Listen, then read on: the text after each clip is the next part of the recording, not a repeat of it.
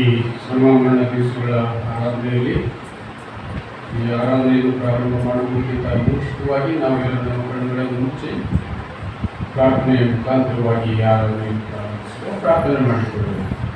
ಪರಿಶುದ್ಧನು ಪರಿಶುದ್ಧನು ಪರಿಶುದ್ಧನು ಭೂತಗಣಗಳ ಒಡೆಯನು ನಮ್ಮೆಲ್ಲರ ಸಂರಕ್ಷಕನಾಗಿರ್ತಕ್ಕಂಥ ನಮ್ಮ ಸ್ವರ್ಗೀಯ ತಂದೆಯಾದ ಯೇಸುವೆ, ಈ ಸಾಯಂಕಾಲ ಸಮಯದಲ್ಲಿ ಕರ್ತನೆ ನಮ್ಮ ಭಕ್ತಿಯನ್ನು ವೃದ್ಧಿಗೊಳಿಸುವುದಕ್ಕಾಗಿ ನಿನ್ನಲ್ಲಿ ಇನ್ನೂ ಧನ್ಯವಾದ ವಿಶ್ವಾಸವನ್ನು ನೀಡುವುದಕ್ಕಾಗಿ ನಾವೆಲ್ಲರೂ ನಿನ್ನ ಆಲಯದಲ್ಲಿ ಬಂದು ಸ್ಥಿರವಾಗಿದ್ದೇವೆ. ಸ್ಥಿರವಾಗಿರುವ ಪ್ರತಿಯೊಂದು ಆತ್ಮವನ್ನು ಆಶೀರ್ವದಿಸಬೇಕೆಂದು ಕರ್ತನಾದ ಯೇಸುವೆ ನಿನ್ನ ಹೆಸರಿನಲ್ಲಿ ಬೇಡಿಕೊಂಡಿದ್ದೇವೆ ನಮ್ಮ ತಂದೆ. ಆಮೆನ್. ಇಂದಿನ ಧ್ಯಾನಕ್ಕಾಗಿ ಆರಿಸಿಕೊಂಡಿರ್ತಕ್ಕಂಥ ಸತ್ಯದ ವಾಕ್ಯವು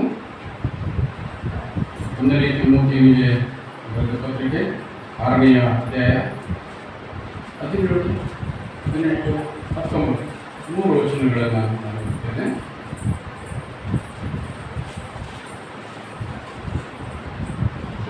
ತಿಮೋಥೆಯನಿಗೆ ಬರೆದ 1ನೇ ಪತ್ರಿಕೆಯಲ್ಲಿ 6ನೇ ಅಧ್ಯಾಯ 17ರಿಂದ 19 ವಚನಗಳನ್ನು ಹೇಳಿದ್ರಲ್ಲ.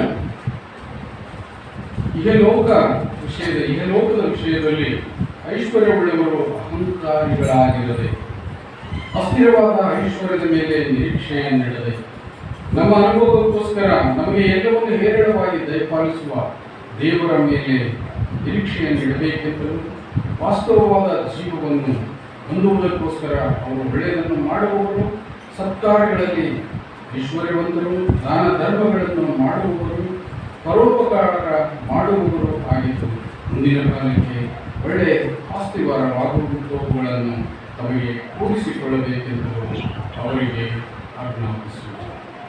ದೇವರು ಈ ವಾಕ್ಯವನ್ನು ನಮ್ಮೆಲ್ಲರ ಆಶೀರ್ವದಿಸುವಾಗ ಇನ್ನೂ ಒಂದು ಹಾಡು ಹಾಡೋಣ. ಆ ಸಂದರ್ಭದಲ್ಲಿ ನಮ್ಮ ಇವತ್ತಿನ ಕಾಣಿಕೆಯನ್ನು ಸ್ವೀಕಾರ ಮಾಡಬೇಕಾಗ್ತದೆ. ಎಲ್ಲರಿಗೆ ಬರ್ತಕ್ಕಂಥ